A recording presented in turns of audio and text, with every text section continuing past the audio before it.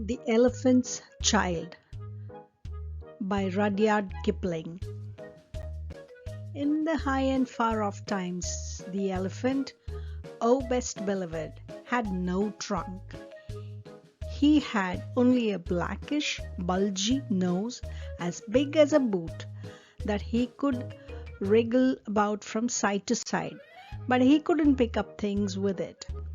But there was one elephant, a new elephant, an elephant's child, who was full of satiable curiosity, and that means he asked ever so many questions, and he lived in Africa, and he filled all Africa with his satiable curiosities.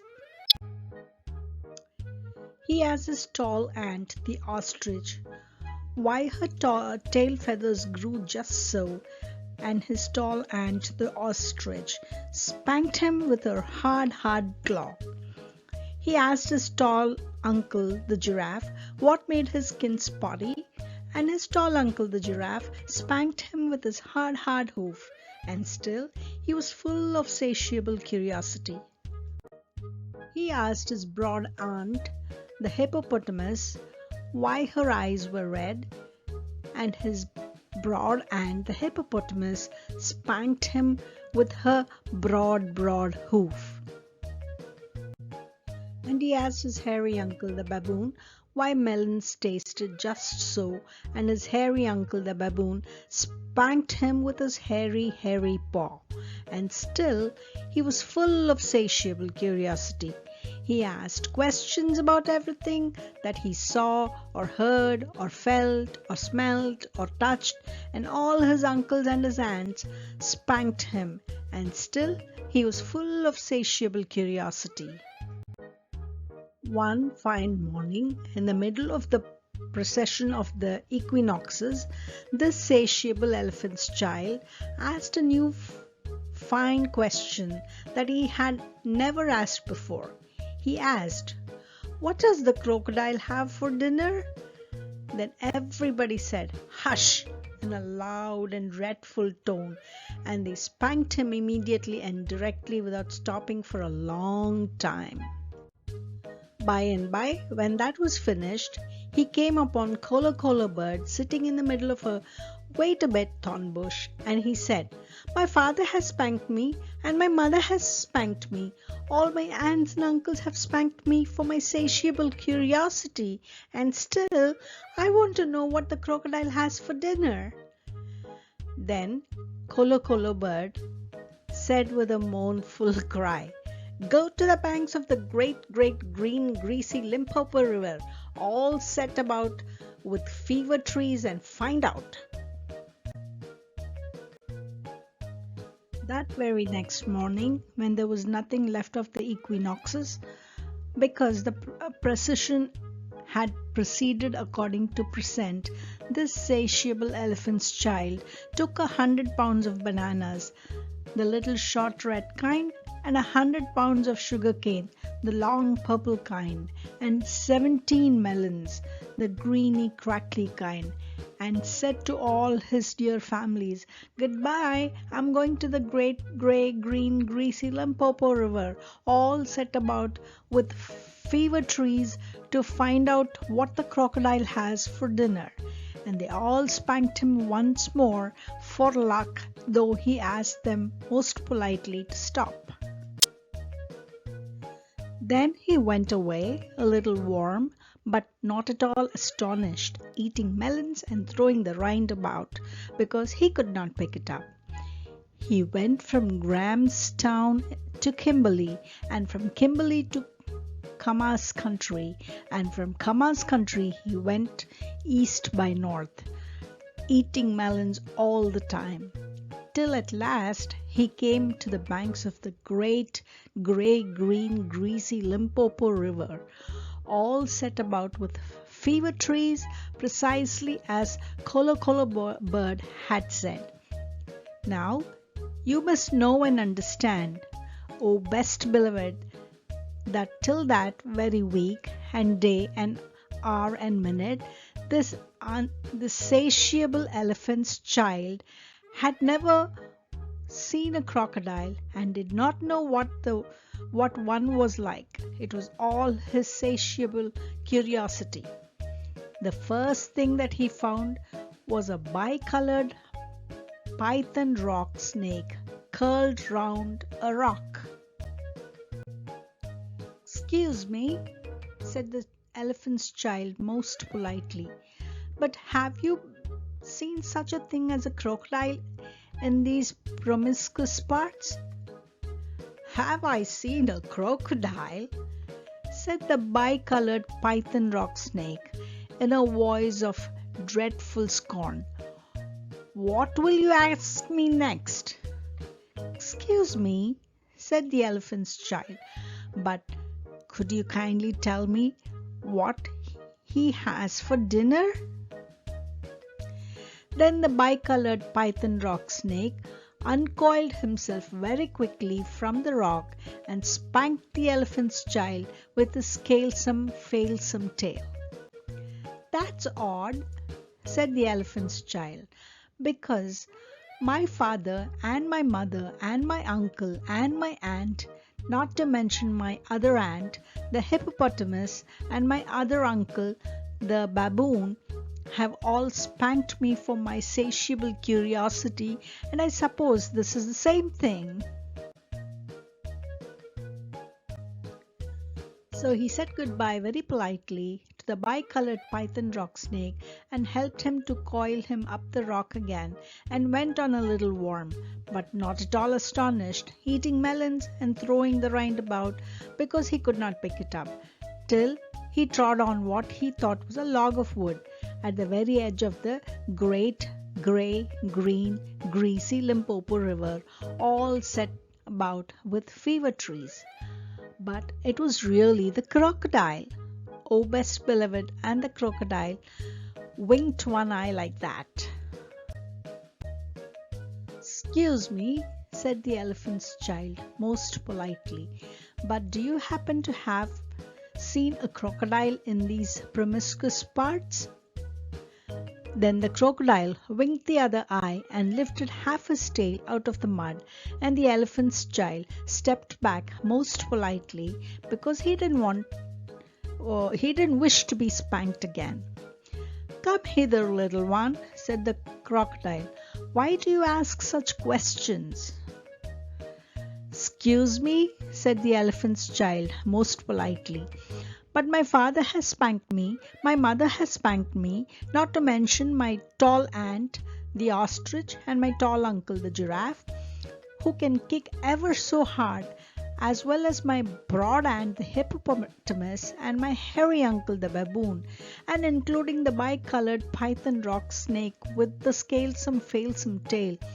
Just up the bank, he spanks harder than any of them.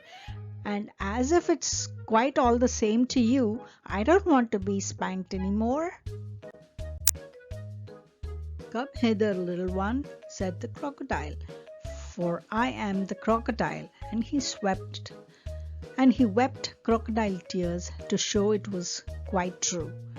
Then the elephant's child grew all breathless and panted and kneeled down on the banks and said, "You are the very person I have been looking for all these long days. Will you please tell me what you have for dinner?" "Come here, little one," said the crocodile, "and I will whisper." Then the elephant's child put his head down close to the crocodile's musky, tusky mouth, and the crocodile caught him by his little nose, which up to that week, day, hour, and minute had been no bigger than a boot, though much more useful. "I think," said the crocodile, and he said it between his teeth like this, "I think today I will begin with elephant's child." At this, oh best beloved, the elephant's child was much annoyed, and he said, speaking through his nose like this, "Let go! You are hurting me." Then the bicolored python rock snake scuffled down from the bank and said, "My young friend, if you do not now immediately and instantly pull as hard as you ever can, it is my opinion that your acquaintance in the large pattern leather ulster," and by this he meant the crocodile, "will jerk you into the yonder limpid stream before you can say Jack Robinson." This is the way bicolored python rock snakes always talk. Then the elephant's child sat back on his little haunches and pulled, and his nose began to stretch.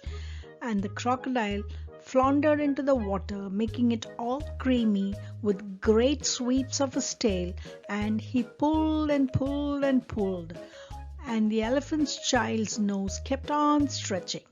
And the elephant's child spread all his little forelegs and pulled and pulled and pulled, and his nose kept on stretching. And the crocodile threshed his tail like an oar, and he pulled and pulled and pulled, and at each pull the elephant's child's nose grew longer and longer, and it hurt him, and it hurt his hinges.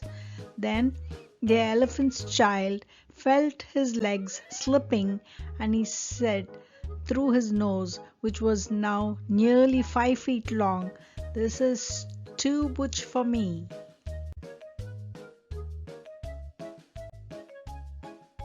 Then the bicolored python rock snake came down from the bank and knotted himself in a double clove hitch round the elephant's child's hind legs and said, "Rash and inexperienced traveler, we will now seriously devote ourselves to a high tension, because if we do not, it is my impression that yonder self-propelling man of war with the armor-plated upper deck will permanently vitiate your future career." That's the way all bicolored python rock snakes always talk. So he pulled, and the elephant's child pulled, and the crocodile pulled, and the elephant's child and the bicolored python rock snake pulled hardest, and at last the crocodile let go of the elephant's child's nose with a plop that you can hear all up and down the Limpopo. Then the elephant's child sat down most hard and sudden, but first he was careful to say thank you to the bicolored python rock snake, and next he was kind to his poor pulled nose and wrapped it all up in cool banana leaves and hung it in the great grey-green greasy Limpopo to cool. "What are you doing that for?" said the bicolored python rock snake. "Excuse me," said the elephant's child, but my nose is badly out of shape, and I am waiting for it to shrink." "Then you'll have to wait a long time," said the bicolored python rock snake. "Some people do not know what's good for them." The elephant's child sat there for 3 days, waiting for his nose to shrink, but it never grew any shorter, and besides, it made him squint. For, oh best beloved, you will see and understand that the crocodile had pulled it out into a really truly trunk, same as all elephants have today. At the end of the 3rd day, a fly came and stung him on the shoulder, and before he knew what he was doing, he lifted up his trunk and he hit that fly dead with the end of it. "Vantage number 1, said the bicolored python rock snake. "You couldn't have done that with a mere smear nose. Try and eat a little now." Before he thought what he was doing, the elephant's child put out his trunk and plucked a large bundle of grass, dusted it clean against his forelegs, and stuffed it into his own mouth. "Vantage number 2, said the bicolored python rock snake. "You couldn't have done all that with a mere smear nose. Don't you think the sun is very hot here?" "It is," said the elephant's child, and before he thought what he was doing, he slopped up a slop of mud from the banks of the great grey, green, greasy Limpopo and slapped it on his head, where it made a cool, scallopy, sloshy mud cap all trickly behind his ears. "Vantage number 3," said the bicolored python rock snake. "You couldn't have done that with a mere smear nose. Now, how do you feel about being spanked again?" "Excuse me," said the elephant's child, "but I should not like it at all." "How would you like to spank somebody?" said the bicolored python rock snake. "I should like it very much indeed," said the elephant's child. "Well," said the bicolored python rock snake, "you'll find that new nose of yours very useful to spank people with." "Thank you," said the elephant's child. "I'll remember that. And now I think I'll go home to all my dear families and try." So the elephant's child went home across Africa, frisking and whisking his trunk. When he wanted fruit to eat, he pulled fruit down from a tree instead of waiting for it to fall, as he used to do. When he wanted grass, he plucked grass up from the ground instead of going on his knees, as he used to do. When the flies bit him, he broke off the branch of a tree and used it as a fly whisk, and he made himself a new, cool, slushy, squishy mud cap whenever the sun was hot. When he felt lonely walking through Africa, he sang to himself down his trunk, and the noise was louder than several brass bands. He went specially out of his way to find a broad hippopotamus. She was no relation of his, and he spanked her very hard to make sure that the bicolored python rock snake had spoken the truth about his new trunk. The rest of the time he picked up the melon rinds that he had dropped on his way to the Limpopo, for he was a tidy pachyderm. One dark evening, he came back to all his dear families, and he coiled up his trunk and said, "How do you do?" They were very glad to see him and immediately said, "Come here and be spanked for your satiable curiosity."